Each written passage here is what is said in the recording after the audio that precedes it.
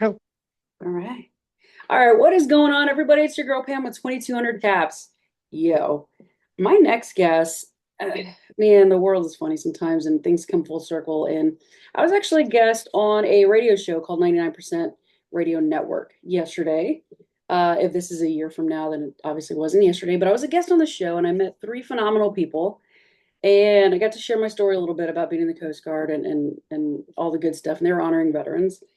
And they tapped on this Coast Day to share her story, and I shared a little bit of it. But when I got to listening to this one particular gentleman's story, I'm like, I need to get him on our show.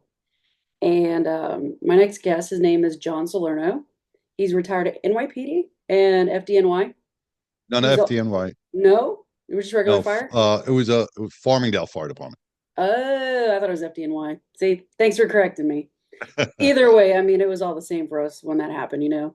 Um, but yes, and then also a co-host of Badge of Honor, and of course 99% Radio Network. So this dude, where do we start, John? Where do we start where we met? Man, you found me. You kind of found I found me. you, Yeah, dude. yeah, at the Hmm. celebrity softball game, with TK, and this is why it's so important for foundations and organizations to do things like TK does with the celebrity softball game, Hmm. because it really gets everybody to interact and like-minded individuals, and you can share your stories, and the healing really begins. And it's funny how it begins with just a game, man. Hmm. He brings everybody together that's battling different issues, but we're all looking for that same common ground. No, for sure. And TK was actually a guest on my show a few years ago when he had his when the celebrity softball game came back after the pandemic. I had him on the show, so he's been a guest on Oh, this platform. excuse me. I got three dogs, and my wife probably just came home. Oh no! Do you have to So that's go? no, no, no. We're good. It's gonna bark for a couple minutes, and Oh, then that's fine. they'll stop All right, cool. All right, guys. So get ready for some barking in the background if we have to. barking in the background. Back in the background. But yeah, so TK Tim Clun doing phenomenal stuff with celebrity softball game. I've been able to be a part of it the past three of the past 4 years. Met really good people, amazing veterans, fellow veterans, and then some celebrities, and then you, of course, you came in. Wanted to. I think you interviewed myself and a friend of mine, Gabby. Uh, Abby. yeah, Gabby is a legend. Gabby's amazing. She's combat vet. And she's a combat medic. So yeah, you got to interview us, and then I went on a show yesterday. But one thing that stuck out with me in particular, I don't know your story, and I think that's what's crazy about this interview is I don't know what you're going to share, guys. I don't know what's about to happen. All I know is this man's doing big things in the community, and I had to have him on. So you're like one of the very few that I didn't vet to come on the show, Oh, but that's okay. I don't need a vet because I mean, your story alone, from what little I heard, it was enough. It was enough to seal the deal for me. Because what you went through and what so many other of our brothers and sisters went through, and families have gone through, and this nation and this world went through that day. It was just, it's you can't, you just can't. So, yeah. So I'd love for you to share with my listeners a little bit about your background, and then we'll get going. Cool.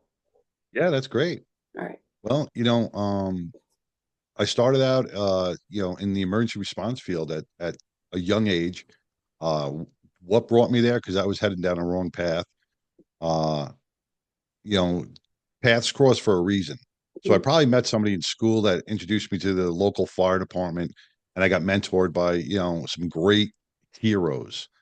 And it kind of guided me and molded me as a child.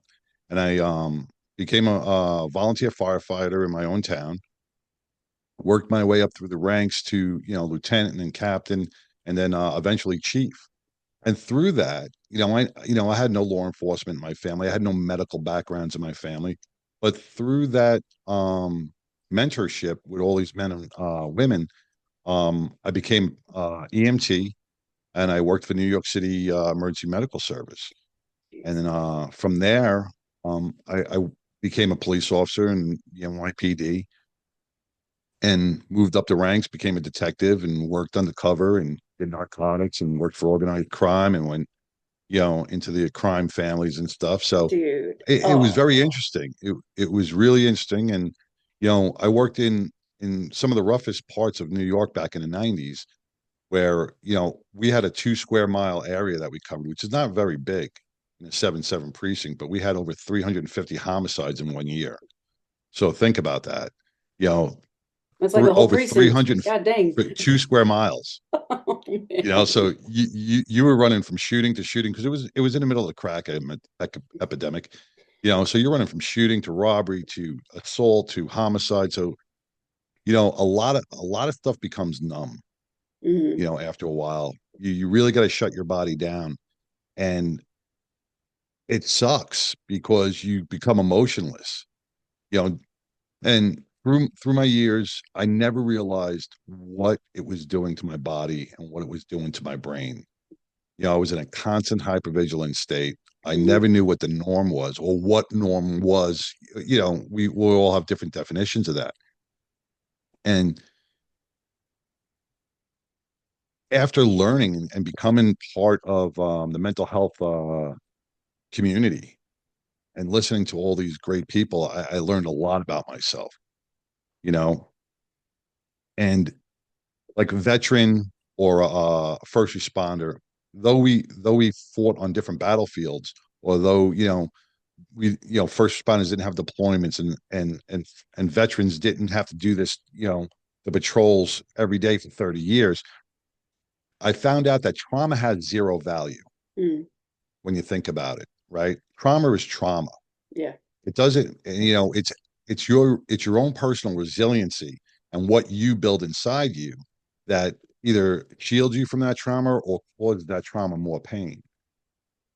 So, like, if me and you can go to the same car accident, and it will affect me less than it will affect you, Mhm. depending on different aspects of our life and what our resiliency level is. So, when I say trauma has no value, it impacts each individually differently. Mhm. So we can't judge. I see so many people go, well, that shouldn't bother you. It's only a cardiac arrest. Well, yeah, but it may not bother you, but it bothers that person. And I hate when people say, well, you don't need help or you don't need days off or you don't need downtime. Everybody needs something, man. Everybody needs to decompress in their own manner, Mhm. you know. And going back, I was thinking, I'm like, why am I so fucking numb? Why am I so cold?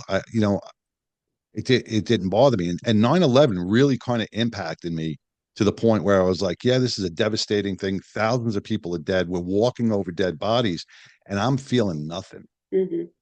which scared the fuck out of me because I lost 13 mentors, 13 good friends in the collapse. And we were searching for them. We didn't find anybody, but we were searching for them. And every time we'd hear their names, and it was I felt this coldness inside me. I'm like, and it sucked because I'm like, why am I cold? Why am I emotionless? Why am I not feeling the pain that everybody else is feeling? Mhm. You know? And it took me a long time to think about it. And it goes back to my childhood when I was 8 years old. See, I was sexually molested for 2 years by a family member Mhm. from 8 to 10. And I kind of suppressed those memories, Yeah, me too. Mhm. and they come out. You can't suppress memories, man, because they're going to come out one way or another. Mhm. You know, but I didn't know that at the time. I mean, I thought I suppressed it. I thought it wasn't bothering me. You know, so after 9/11, I went through some anger issues and drinking issues and just not being the right person, treating people like shit, and I didn't know why. And my whole attitude changed, and I thought everything was everybody else's problem besides mine, but it was all me, and I never realized that. Wow. So had to move had to move out of New York. We moved out of New York when we came to Texas, and I thought, okay, new atmosphere, new environment, maybe things will get better. And man, my anger just grew, so I didn't know why. And one day, a couple of months before this an incident happened, you remember those Cub Scout or Boy Scout commercials where there was like molestation within the troops. No. That's what, yeah, some of What? the yeah, yeah, yeah, yeah.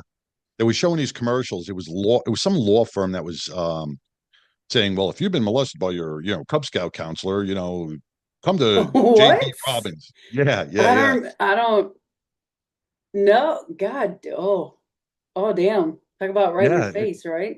yeah. It was a couple of years ago, and I Wow. saw those commercials on air, and I was like, you know, it was bringing up childhood thoughts Mm, that I didn't ever process. I never knew how to address them, because for over 45 years I've had them inside me. My family didn't even know. Nobody knew, you know. And then one day we were out, you know, and for like 2 months I'm thinking, I'm going, I got to share this. I got to get this out. Got to get this out of my body. I got to get this out. And when you feel like you want to throw up and it's like mm-hmm. coming up, it's coming up, it's coming up, Mm-hmm. but then you're like, no, I'm going to hold it in. I'm going to hold it in. And you hold And it it's back in. stuck in your throat. Yeah. Yeah. So we're out and we're at a place and we're watching a football game and I'm with family. I'm with my wife and some neighbors and stuff like that. And I just blurted out to my neighbor. I'm just like, she starts talking to me about the game, and all I'm thinking about is I got to get this out of my system. And remember Charlie Brown with the wop wop wop wop Mm-hmm. wop, the teacher, right? And Yeah. that's all I heard. She's talking to me, and all I hear is wop wop wop wop wop. And finally, I just turned around to her and I said, I was sexually molested as a child. And her jaw dropped, and she didn't know what to say. And what do you say? You know, but it felt like a weight was lifted off my shoulders. But Pandora's box. Mm-hmm. Now all the traumas from everything that I've Coming out. experienced are coming out, and I'm in Mm. a wrong environment to really be releasing this. I got some alcohol in me, and I don't know how to deal with it. Yeah. We get out of that situation, out of the bar, we get home, and my wife is like, he turned around to me and she's like, well, you could have told me. And at that point, she was saying it in an endearing way. And I took it as like, what the fuck type of, because I heard things different, Mm-hmm. you know. So I came into this exact room where I'm in now, and I had my firearm with me and I'm like, that's it, I'm done. You know, I grabbed my gun, my wife comes running in. I kicked her out of the room. I said, you don't want to see this, get the fuck out of the house. And I I put the gun to my head, I take a deep breath, and that's all I remember. Then I woke up to the smell of something burning. So I get up and I can't I figured maybe it was a fluorescent bulb that blew in my house. So I'm smelling this really burning smell. My eyes are starting to tear, not feeling, I don't know what's going on. I walk out into my living room and there's nobody there. The house is empty. It's about 1:30 in the morning. The house is totally empty. And you heard my dogs barking. You hear them, right? I have dogs. They bark. They're always around. You know, my dogs aren't there. Um, and it's silent. So I look out, I don't know what's going on. I'm like, what the hell, what the hell's going on? I look out my front dining room window and there's this big spotlight shining into my house. And then I hear, hey, John Salerno, come on out with your hands up. Come on out with your Shut hands up. up. Yeah. So I'm like, what the fuck is that, man? Is that God? Because the last thing I knew, man, I was You taking were checking myself out. out. Oh, So I go to my front door, I open up my front door, and there's a fucking tank on my front lawn. And there's probably about 6 or 7 guys with ARs pointing red dots at me. I got a SWAT team uh on my front lawn in alignment with their guns pointed at me. And I'm like, what the fuck happened? You know, I'm thinking at this point, I blacked out and I killed my family. That's what I'm thinking. That's the only explanation to see a tank on my front lawn, 30, 40 cops in the street with their guns, people in my trees, red dots all over my chest. So I immediately put my hands up and I start walking towards, backwards towards the tank. I'm following their direction. So they put me down on my knees, they zip cuff me, And I'm still in a daze. I don't know what the hell's going on. So one cop comes up, he puts his hands on my shoulder and he goes, "Hey, don't worry, brother, we got you." I felt a sense of ease, you know. So they picked me up. He goes, "We're gonna go take you to JPS." He goes, "And we're gonna get you put on a 72-hour hold and get you the help that you need." I said, "All right, man." I said, that's good. That's what I need." They put me in the back of the patrol car. I'm sitting there and I'm still in shock because I don't know where my family is. And this one female captain or lieutenant, whatever she is, she comes, she opens up the back door. She goes, "Nah." She goes, "You're not going to JPS." I said, "What's going on?" She goes, "You're going to jail." I go, "What am I going to jail for?" She goes, "Aggravated assault with a firearm." I go, "Did I hurt somebody?" She goes, "No, but you pulled your gun out in the presence of your wife." She goes, "Which is enough for us to charge you with a felony assault." Yeah, Oh, yeah, oh, and this is like the shitty side of like perception, right? correct.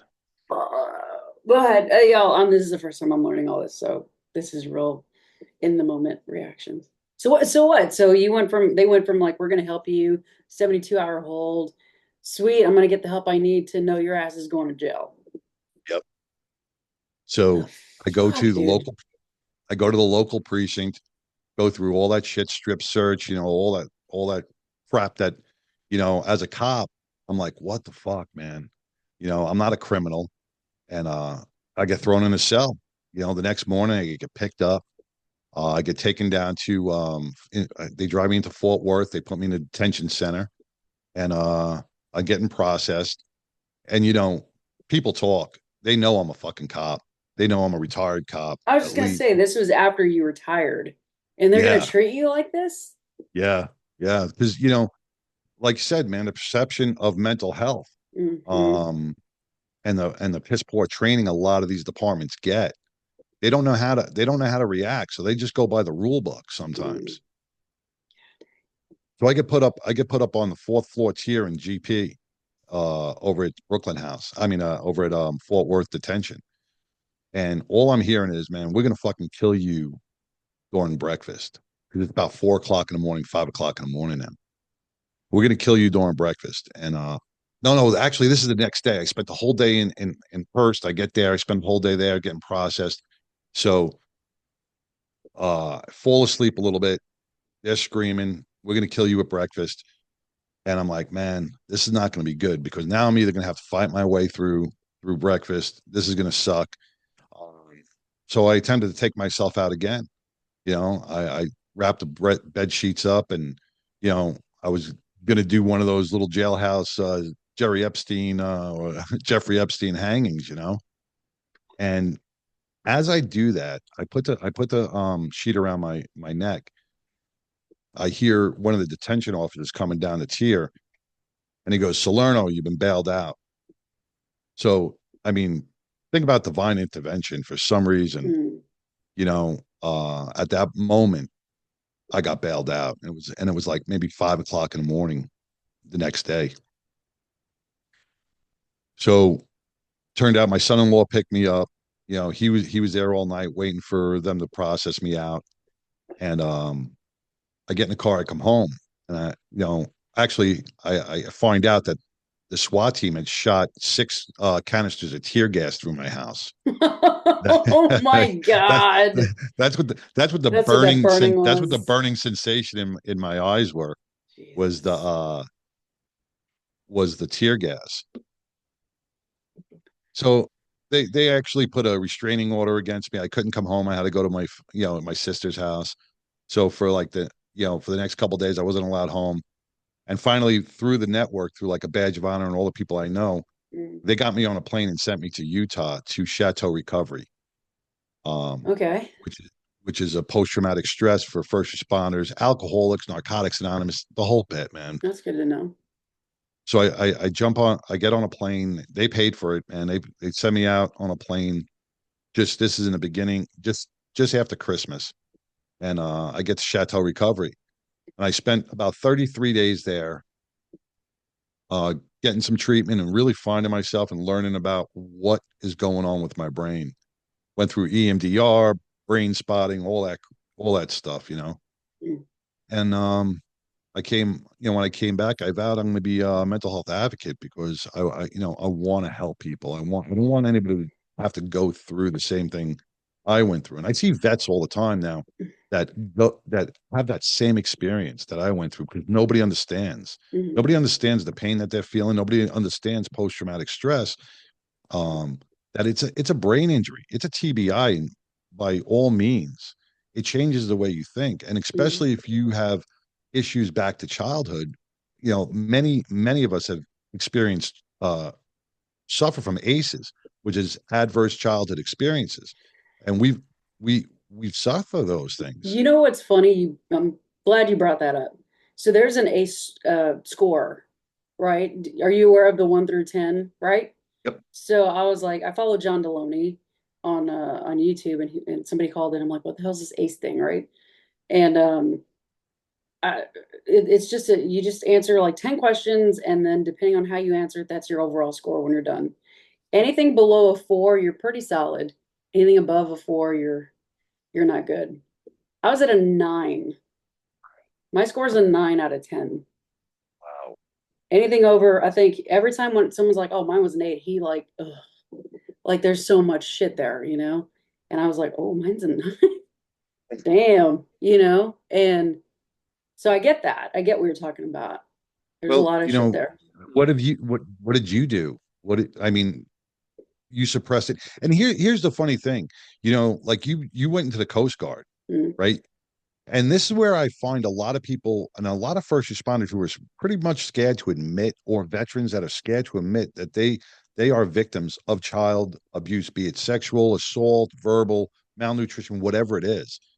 Um, they become these rescuers. They mm, go into these fields as first responders. They go yeah. into the military because they want to because they feel they couldn't be saved. They want to do the saving, and it kind of gives them that even piece. I always say we're cut from a different cloth of God, you know because of that. Mm. And you went into the Coast Guard, and you didn't have any family or that was part of the military, did you? I did. I did Oh, actually. My sperm donor of a dad, he was Army. His dad was Navy, retired. He was a Seabee. My grandpa, my mom's side, he was Navy and Army. He was World War okay. II Korean War vet. Is that what And inspired you, though? I don't know. I know my uncle on my dad's side, he was Navy, and we were driving one day, and I was back in Corpus after I failed out of college and all that good stuff. Right. And I was taking him up to go see some family, and I was driving him, and he's like, what about the military? Like, cause I was talking to him about like, I just want to get away. I want to get out. I got to do something bigger than myself. He's like, what about the military? I'm like, no, because I was terrified of boot camp. I'm like, I don't want to do that. And the more we got to talking, the more I was like, you know what? This might be my only way, like my only ticket out of here. And it really was. But it's funny you say that. Yeah, because I grew up in a very chaotic household. I was sexually molested by some cousins. My mom, like I had to Sorry. watch her get bullied physically. At one point, her brother came after her, and my grandpa had to hold him back. And then there's So there so was much. violence too. There's a lot of violence. Um, holes in the wall, holes in the doors, and just from him punching it or kicking it. And that was normal to me. That was absolutely normal to me. But I remember when I was little, I couldn't wait to grow up to protect my mom. I couldn't wait for that. And I guess with all that, it was just like I couldn't wait to like there's a military, and there's like every branch has like their designated roles, right? Whether you're Marines, Army, this, that, and the other, everybody plays a vital role to get the mission done. And I remember I was like, dude, I just want to help people. I just want to help people. It was just in me. And I love the So that water. comes from somewhere. That comes from somewhere. Yeah, well, we it more than likely my childhood, 100%. More than likely, because that really, there's so much childhood trauma, and joined the service, and that exacerbated all of it. It was just com compiling, the compound effect, Yeah. and it was just Yeah. a lot. And I was ready Compound out of trauma. Yeah, yeah. And I was ready to take myself out in 2013. I got very close. So, But see, something stepped in a way and said, you know what, we got more important things for you to do instead of taking yourself out, and look what you accomplished, look what you yeah, did. So it built you, you know, I don't look at it as like you're a survivor, you're not a victim, you're a survivor. And something changed the trajectory of that life's path to take your life to make you do good and share these stories hmm, so it heals other people. So be yeah. proud of that. Own that, man. That's what you want to own. I do. I really do, and I do own it. I talk about divine interventions.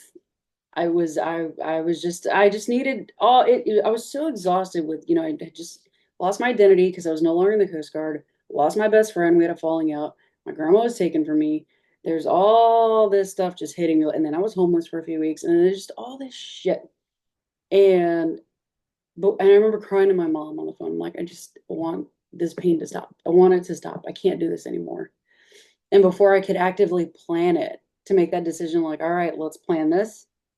Um, I was on Facebook of all places, right? And this lady I was following, who did a lot of health and wellness, she never ever posts anything about veterans. Ever. It's always health and this, that, and the other, right? I just remember I saw it pop up and it said, every day 22 veterans commit suicide. And I guarantee it's more than that, of course. But Oh yeah, she yeah, made that yeah. one comment, and I'm like, yeah, and I'm about to be one of them. Like, whatever. And then she made another follow up pretty quickly. She said, if you're a veteran and want something different, I have something for you. So I was in Illinois at the time. I'm a Texas girl, born and raised, right? I'm like, all right, what do you got? She told me about a training here in Dallas, Texas, and all she would pay for my weekend training. All I had to do was get here. So I was like, well, shit, I hadn't been in Texas in like 2 years. I haven't had a Whataburger. I'll figure. No, seriously, like that was like let's fit what I have left to lose. I've got nothing. And after a training in the weekend to really understand how I was showing up, how all this shit that I couldn't see through, I was finally starting to get a crack in that, like, kind of see the light a little bit. That was what propelled me and to continue and finish the training. And the day I graduated was the the 2 year anniversary of a really shitty SAR case that I worked. It was on that day I graduated, right? Like you can't plan that any better. And it was also the Wow. day I took suicide off the table.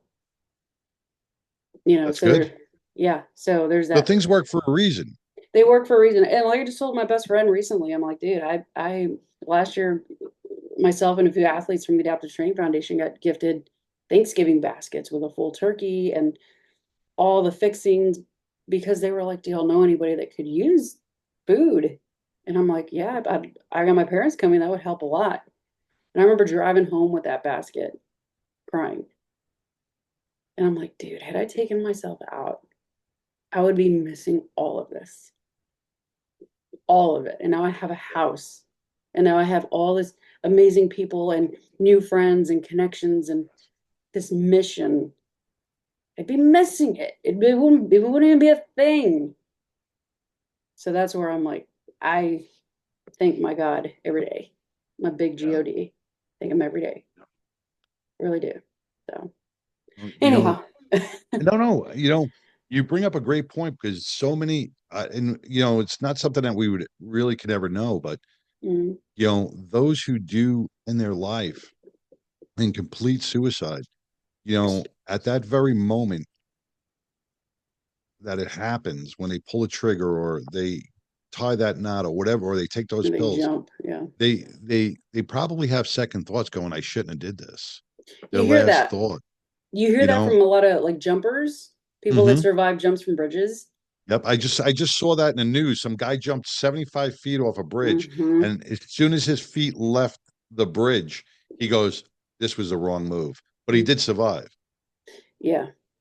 It's just the other, it's the others. And I'll be honest, John, I'm tired of burying my friends. I've lost way more than I care to count to suicide or Yeah. accidental overdoses or whatnot. I'm tired of it. And I've become jaded to the whole thing.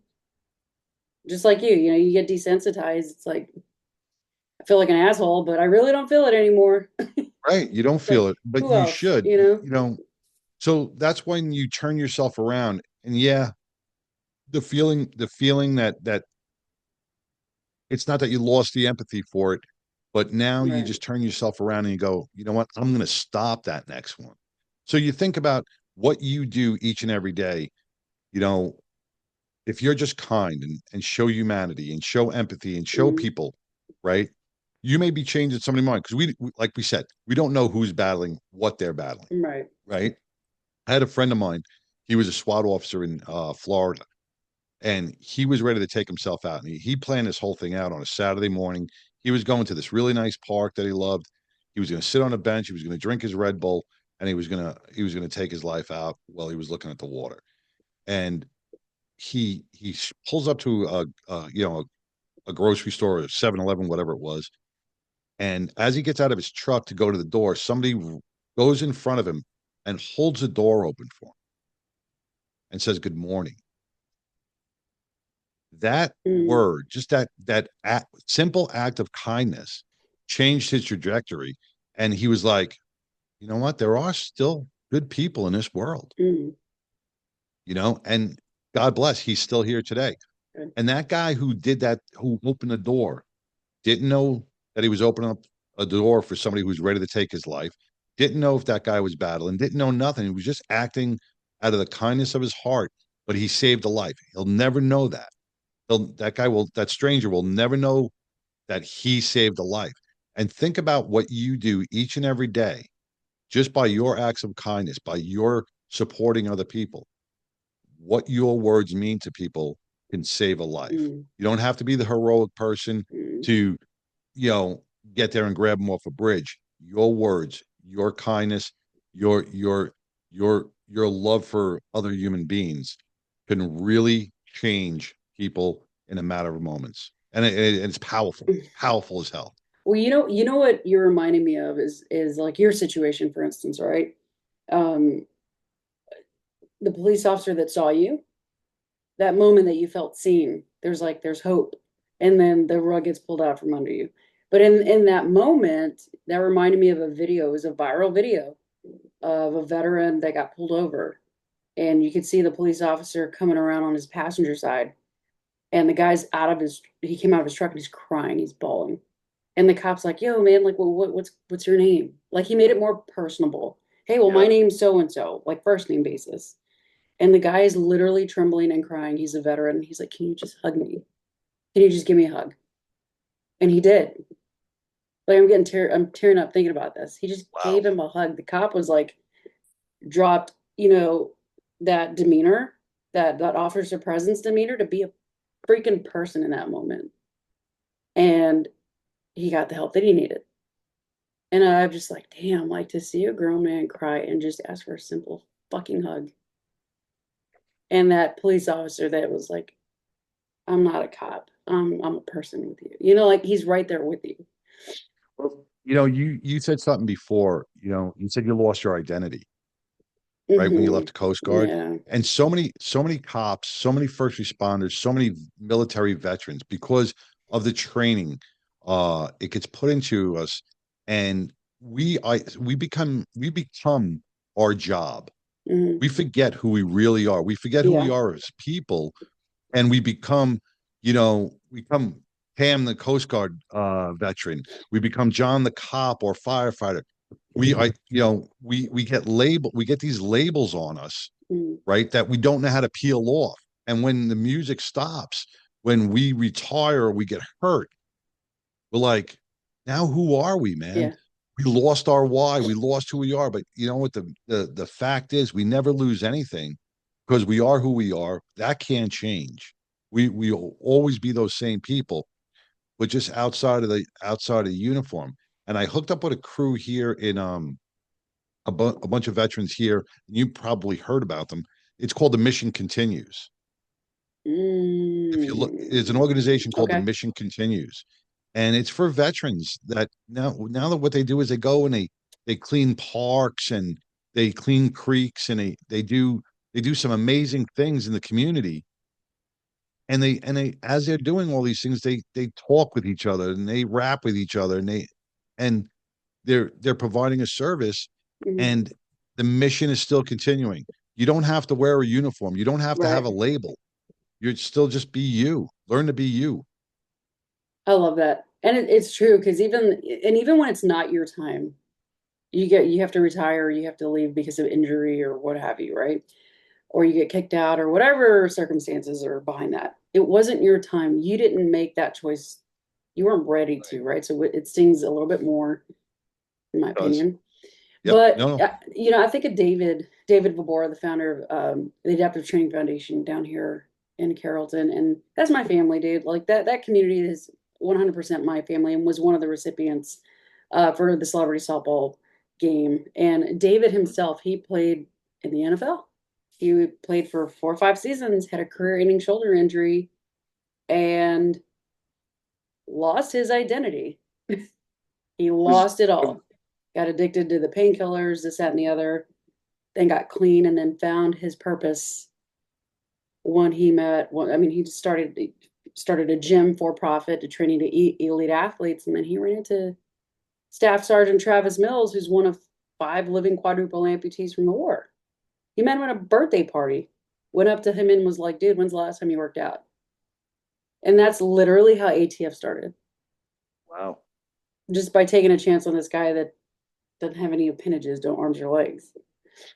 And David's like, That's you still have to tap into your physicality.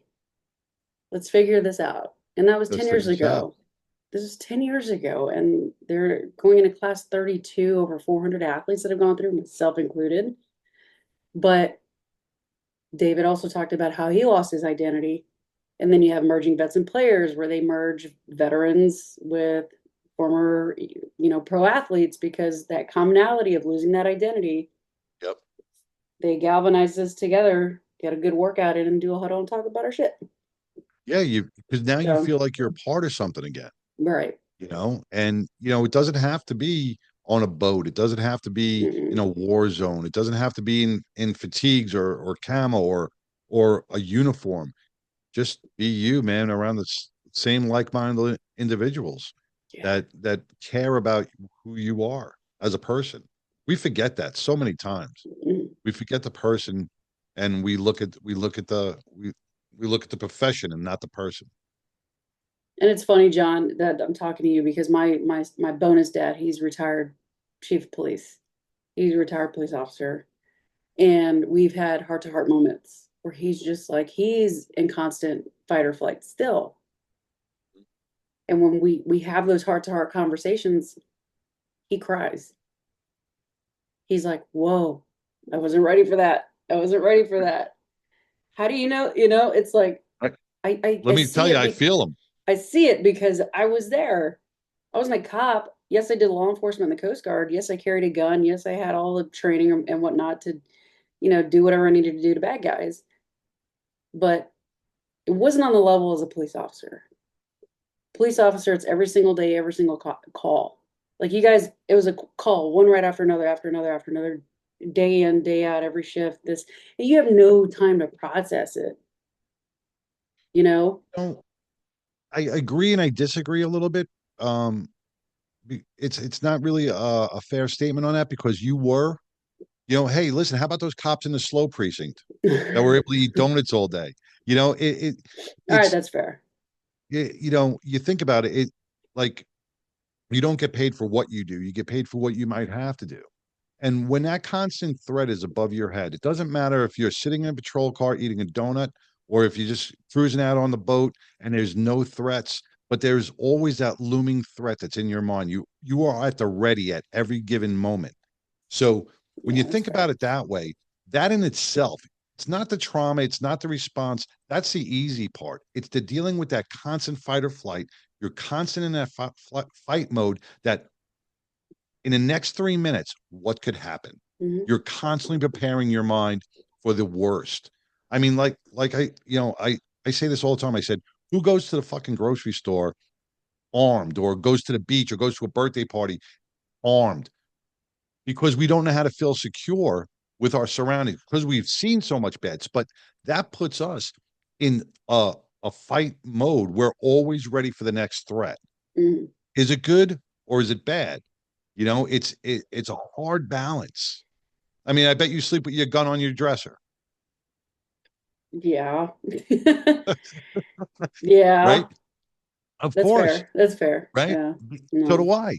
Why? Because we're always waiting for that threat, right? Yeah. I'm like, well, how do people go to bed without being armed? How do people go to bed without, or how do people walk through dark garages or parking garages without making sure that they have a weapon on them? I mean, we're in Texas, so everybody's carrying, but Yeah. like in New York, and I'm like, how do you do that? And it- it's what our minds are constantly going through. Mm, It's hard to get out of. And when you say that fight or flight that he was in, I was in it for so long, and I went through a lot of different modalities. I went through, EMDR, the brain spotting. I went through a whole bunch of different things, couch therapy, everything. And what I found, where I, the one thing that really got me out of a fight or flight for a little bit was equine therapy, which mm-hmm. I never thought in a million years. Oh, I gotta Um, tell him about that. He loves horses. I gotta tell him about that. well, we have equine therapy here. We have a big ranch. If he wants to go, let me know. We could set him up. It's all free. It's Absolutely. 100% free. Um, and it's a great program. Uh, You gonna give him a so, shout out? What program huh? is it? What program is it? I'm trying to think of the name now. On the spot. Oh, Ashlyn. I want to uh, Ashlyn horse therapy, equine therapy. We'll get I'll connected spell it. after the, yeah, just shoot me a message and Yeah, I'll send I'll it to send you. him. Yeah, I'll definitely send you the message. It's Ashlyn, equine therapy. Nice. There you go, It's guys. let me tell you, it is so rewarding. Um, and I learned so much. And I'm being from New York, I'm not around horses or anything like that, except mounted police horses. Mm, But to be able to be around such majestic animals, or any animal, whatever your breed is, to really look at what God's creation is, it centers you a little bit, mm, and you're able to really get yourself out of that fight or flight. And if you really look at what that animal has to offer, because they feel you, horses oh, they in give it particular, away. huh? They'll give you away so fast. Oh yeah, they know Hmm. what you're feeling. I mean, if a horse can feel a Hmm. fly on his ass, he knows what you're Oh my he God. he knows what he's got senses all over his body, man. He knows what you're feeling. And it Oh. felt really weird being out of that fight or flight. It felt Hmm. really it felt scary, but almost so calming. And I'm like, wow, Hmm. this is what reality is, Hmm. you know. That's wild. It's wild you're saying that because I recently went through a program in Boston in May called Home Base. I'm actually wearing the hat. Home Base program for veterans and even some active duty people came through, like special forces as well. They separate special forces from the regular veterans because there's a Special certain forces. level of crazy. No, but it was cool, for 2 weeks and Monday through Friday, even on the weekend, we went to a ranch and we did some stuff there. But you learn about, like, in the morning, it's all the classroom stuff. You learn about breath work. You learn about all the stuff that can help you, right? And then a class right before lunch, you have to do, um, what do they call it? Re-exposure therapy, right? So, but they're walking you through the process. They're not just going to throw it in your face. And Right. then that class kind of teaches you how, like, when we re-expose ourselves to trauma, how our heart rate and everything kind of spikes. But you got to stay in it so it can level out. And you learn to kind of just, okay, you're safe. But I had to do virtual reality re-exposure therapy. See, It was what, bananas. what was that? It was bananas. I don't, I need you to look up this. It's called 22-0. Okay. Look this up. This is a modality. It's really new. Well, it's not new, but it's crazy effective and successful. we had a guy on our podcast for Badge of Honor, and they were from 220. He's a Navy veteran, you know, and I don't remember the term he used on this, but he turned around to me. He goes, "Hey," we can cure PTSD." And I'm like, "Yeah, bullshit. I'm calling bullshit. I don't believe that. I believe you can help it, but I don't believe you can cure it." So he goes, and he lives in Georgia, and this was on a Monday night. So when I called him out on it, I said, "Listen," I said, it's bullshit." He goes, "All right." He goes, "I'll see you Thursday." I go, "You're in Georgia. I'm not coming to Georgia." He goes, "No, no, I'm coming to you." Hmm. That's how much he believed in us. And he flew here. Wow. So I met him on a Thursday. And I was having such bad um, anger issues with my dogs barking, that bark would go through me. And to the point where, I mean, I wouldn't hurt them, but I could feel the anxiety and everything else. I'd scream at them, tell them to shut up. So this guy comes in from 220. I meet him, and he does a couple of CAT scans in my head with these little things. Finds out I got like two TBIs. My brain is filled with cortisol. It's My brain is blue. It's supposed to be gray, and my brain is blue because of all the chemical dumps. So he goes through something almost like EMDR. It's a timeline, but you're not reliving your events. You're cutting out the events and replacing them with different moments in your life. It's Hmm. almost like editing, right? You're refiling that cabinet, you're refiling that trauma where it's supposed to be in a file cabinet, and it's not just sticking out. So it was about an hour. I do this on a Thursday. I go back on a Friday, do it for another hour, right? He goes, "Tomorrow you're going to sleep for about 11 hours. You're going to be, because all these chemicals are going to dump in your brain." I said, "All right." I sleep. Don't think nothing of it. I don't feel any different. You know, about 3 weeks later, my wife turns around to me. She goes, "That shit worked." I said, "What worked?" She goes, "That shit that you did with that 22-0." I said, "How do you know it worked?" I said, "I don't feel any different." She goes, "Because you haven't yelled at the dogs in 3 weeks." I never even noticed it. I Yeah. never even noticed that I was not getting angry. It Hmm. was such a weird transition. Hmm. And I was like, "Holy crap." So there's Wow. another really good thing that you can put into your tool belt is 22-0, and it's all free of charge for veterans and for first responders. They do it over the air too. I'll have to, do they? Hmm? I'll have to look into it. I'd love to try it. I mean, I'm like I kind of make myself the guinea pig before I put anybody on our website or I start promoting anybody. I want to make sure people are like legit. Give them Um, a call. but yeah, no, thank you. I'll put it in the show notes too for the listeners if they want to see it or want to look into it. Um, real quick, John, we're doing really good on time. I have a really solid insight on your story. Really solid insight. I have to ask because I'm nosy and I'm kind of fangirling right now. I want to know. Okay. Were you NYPD? Were you a police officer in the 70s? What? Were you a police officer in the 70s, In the 70s? No. 80s? 90s. You're dating me, man. I ain't God, that I am old. dating you. I'm so sorry. I think that no, I promise I'm going somewhere with it. Wishful thinking, I should 90s. say. Huh? In the I s- 90s. Wishful thinking. Because you said mob families, mob boss. I'm like, dude, like I am so obsessed with mob everything. Like Sammy the Bull. Yeah. It, Like police yeah. Well, officers. I had Sammy the Bull on my podcast on the Shut the 99. fuck up. A Yeah. 99%? Yeah. He came on. What? Yeah. Yeah. If you go to the 99% Radio Network page, um, you'll see the interview. It's on the interview. Sammy the Bull. Sammy. We had another guy, Freaking love that dude. Frankie Steele Yeah. Pontillo. Uh-huh. Uh, he's a big mob guy in the Colombo crime family.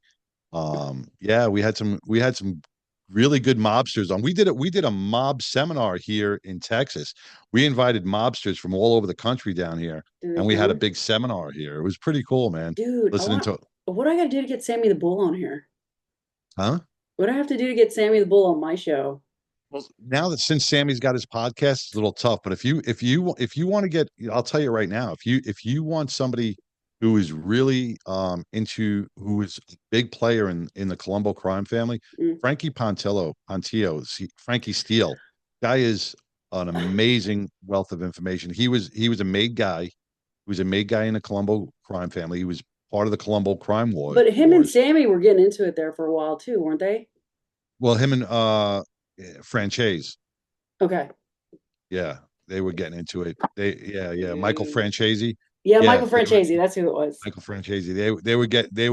They were at each other for a while because you know what'd you call my father, this, that, and the other thing, blah blah blah. Hmm. They didn't believe in how they ran how each other ran things. But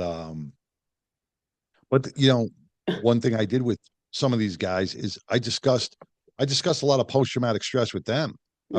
I was doing a lot of workshops with them as well because I'm like, you whack somebody, it's got to sit with you, you Well, know, yeah. Yeah, and Sammy, I mean, and Sammy talks about it all. Like he didn't hold yeah, back. yeah, he doesn't hold back. He was really an amazing interview. He was a good guy. He was good to us anyway. Uh, you know, but once again, that was his life back then. Hmm. You know, I'll never fault anybody for the life they were brought up in because we could have been all brought up in that life. Man, Who knows? I'm so It's pretty geeking over cool, here. You just like made huh? my night. I'm so fangirling over here. It's so stupid. I love everything mobsters. Well, I love it. I love it. when they come in, I'll invite you to the show. We'll introduce you. Yeah, dude. Oh, when's that getting planned? Or is that in the We're, works? we're, we're planning we're planning on another mob reunion here in Texas. So we're gonna have some big players out here, and we're gonna do and so yeah, you'll have a front row seat. Man, I got it. And my best friend, she's in Chicago. She doesn't know yet, but I'm flying her down here for that. She All loves right. everything. Yeah, Oh my we're God. looking to probably do that this summer. We just got to see if we can get everybody together. Let's go. Because they're getting older, man. They're getting the ones that I like, anyways, you know. You think about it, but man, anyhow, I sidetracked. But the stories are great, man. The I stories are know. so incredible. Hmm. Um, and they tell them that they're open books, man. They've all changed their lives, and that's one thing I really have respect for them to the point where you know, um, I don't blame you for what you did. I blame as long as you're not there now, Mm. you know what? That's how we can forgive each other. I had Michael Dowd, like from the NYPD, Michael Dowd on our show not too long ago. He was one of the most corrupt cops in the NYPD, Mm.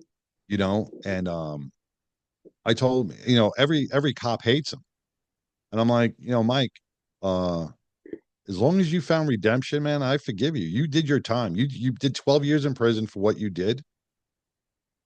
I'm not going to judge you anymore, man. You know, now going forward, as long as you're a stand-up guy, then that's who Mm. you are today. I look at you and who you are today, not your past. So, kind of circling back around to your story real quick. We're doing really good on time if you're doing good on time. So, like I told you in my interview yesterday, I was asleep when 9/11 happened. Like I was asleep. I woke up to the aftermath, had no clue what the hell happened, nothing. I didn't know about the towers. I mean, found out about the towers, the Pentagon, and everything else that came with it. Because guys got a funny sense of humor, right? My first unit in Maine, I got sent to New York City for that third anniversary 9/11. So I ended up working alongside a lot of the guys that were there. And honestly, they had a radio watch log. When people call in, right? We have a log. We have to kind of like 911 operators, right? You gotta type everything, time, what's happening, so blah blah blah blah. Well, back then they had a written hand log that the radio watch stander was writing on in a display case. On the day of 9/11, they had a tray of ashes. We actually lost a Coastie who was a FDNY. He was a reservist. Wow. But when you read the watch log, the only reason the Coast Guard launched from Station New York was because the first plane already hit. They thought the tower was going to fall into the Hudson River, Oh yeah, and that's right. that's why they went. And one of the guys that was actually okay to talk about it because it was still fresh. It was barely 3 years out, you know. He said, "Yeah, we launched on our 41 footer, and they're just south of Battery Parkway, looking at this thing right in Manhattan, and all of a sudden the second plane flew over them and hit the second tower. So they saw that, but the only reason they launched was they thought the tower was going to fall over, Wow. and then everything happened, and then it was a Coast Guard officer actually that was like, any and all available boats meet at this location, and they started evacuation because people don't realize Manhattan's an island. Right. The People don't boats, realize yeah, that. the boats, that call really saved a lot of lives Hmm. because they were able to evacuate thousands and thousands of people off the pier that day and bring them over to Jersey right across there. Or those guys, all those people would have been caught in the collapse. They would have been caught in that dust storm, and there would have been so many more deaths. So I can't. those operators, those boats saved thousands of lives. Yeah, Thank God. thank God. Well, so getting back to you real quick. So you responded I and woke up just like you. I woke up, didn't know I was really didn't know what was going on. I was, and I, you remember where you are. I was putting on my shoes and socks, was drinking a cup of coffee. I was watching the news, and I guess it was election day or pre-election day, and it was a Tuesday, and I was watching the news, and they were doing something in front of City Hall in Manhattan, and all of a sudden the camera panned up, and it showed the first plane didn't show it hit, but it showed, hey, look, something hit the trade center, and everybody thought it was like a Cessna, a small plane, because who the fuck is going to jump crash into the trade center? Maybe. So I'm like, wow, that doesn't look good. Looking at the size of the hole, then the second plane hit. So as soon as the second plane hit, I knew we were under attack. Went to the firehouse, which was a couple blocks from my house, and I started gearing up, started making some phone calls because I knew there were thousands of people in that building. The FDNY was going to be overloaded. We were gonna have to, backfill. So I started calling in our troops. I started calling in all people from our fire department, and we got mobilized. We left our firehouse probably with the towers collapsed. We ended up getting into Queens probably about 1 o'clock that afternoon, and we hung out at one of the rescue companies in Long Island City. And then about 4:30 that afternoon, we got deployed to the site, and we went to Vesey Street, and we started search and rescue operations. And we were there for the next day or two, and then we had to leave because Pete Gansey, who was the chief of the FDNY, he was the highest ranking member of the FDNY who was killed. Pete was a member of our firehouse. mm, Pete was one of my mentors. He grew a lot of he really schooled a lot of young firefighters in the volunteer service, and we had to get back to the firehouse to start planning his funeral. So he was one of the first funerals besides chaplain judge that mhm. because they didn't the bodies that were recovered, so he Yep. was one of the first. Yeah, I mean, it's weird. The very first body they pulled was a chaplain, wasn't it?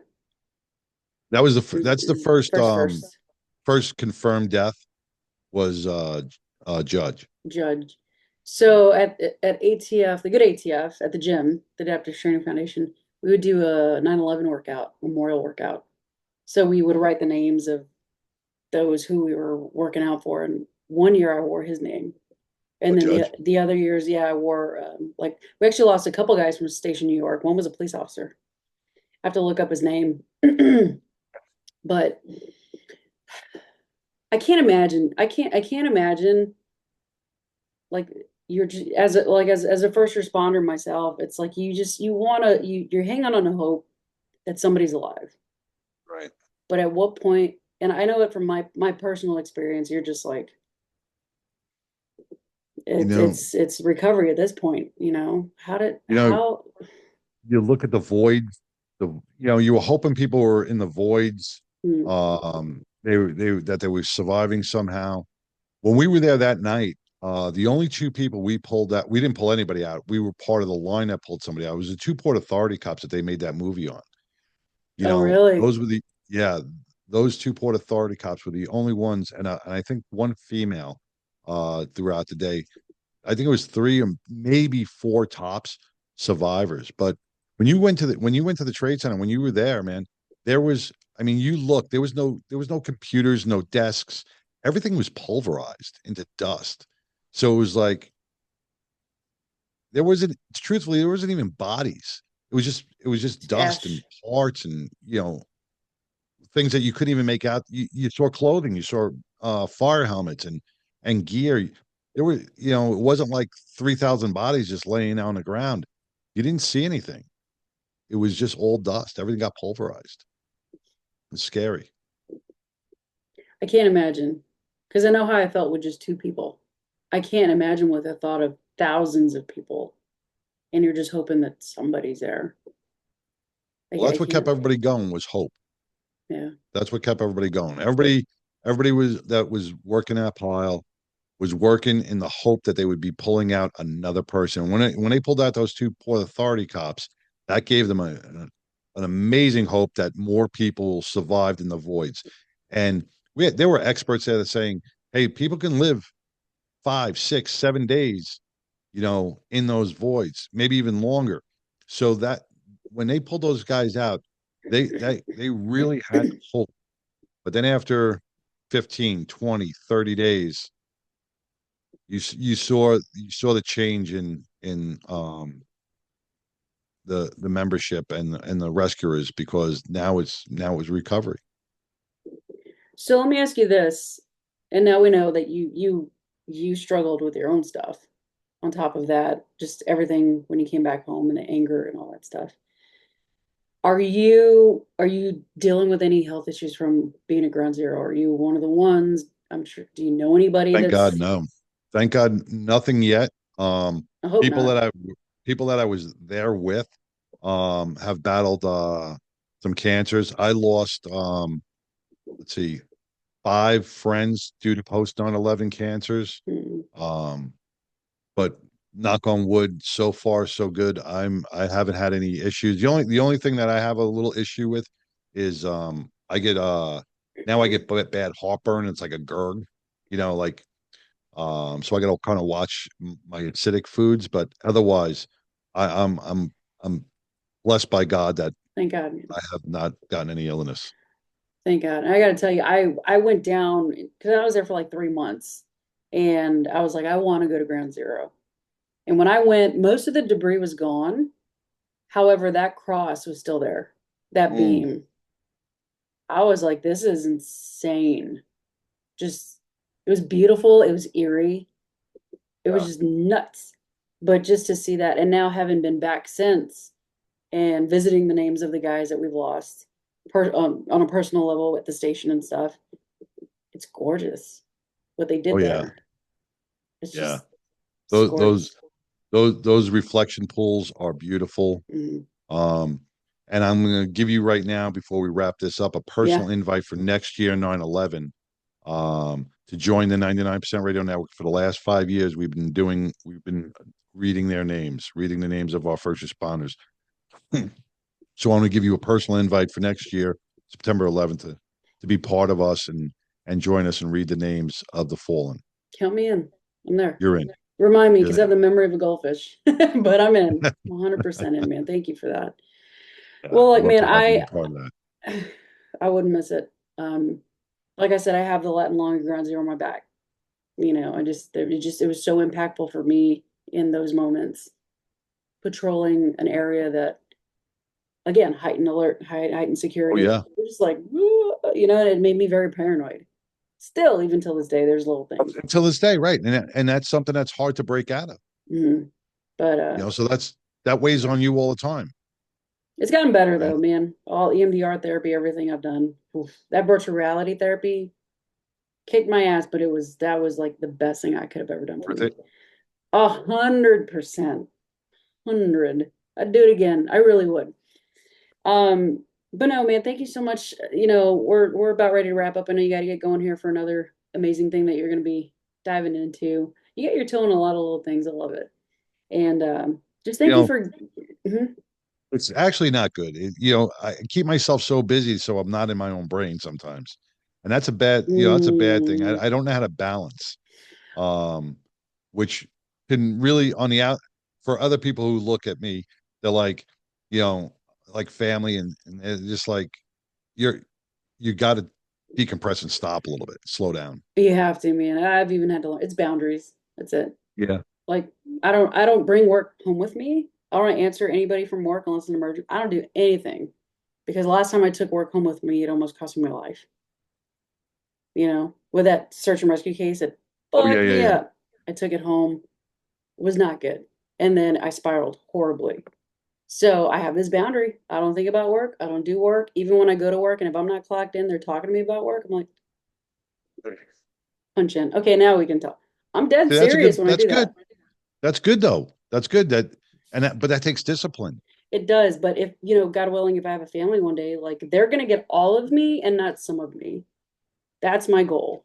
And even when That's I'm with great. friends and family, friends, like you're getting all of me. My head's not at work. I'm here, I'm present. And it did take a year. It took a while, but now it's like nothing. And it feels Good. really good. So definitely pour into yourself, John. You're a good man. I want to see you keep pushing and you You're a deserve good the woman, best, and man. I'm glad our paths crossed. I am too, man. I really am too. So I'm gonna sign off my listeners. Hang tight, and we'll get off once I'm done here. But thank you for coming out tonight. I appreciate you. You're welcome. All right, guys. Well, there you have it, man. Mr. John Salerno, freaking legend, dude. I didn't think I'd cry on this one. I definitely did. But hang tight, guys. We got some more special guests, and I love y'all, man. So hang in there, and talk to you soon. All right, John, you still there? Yeah, I'm here.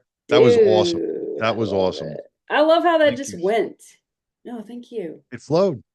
It Thank you did. so much. Absolutely.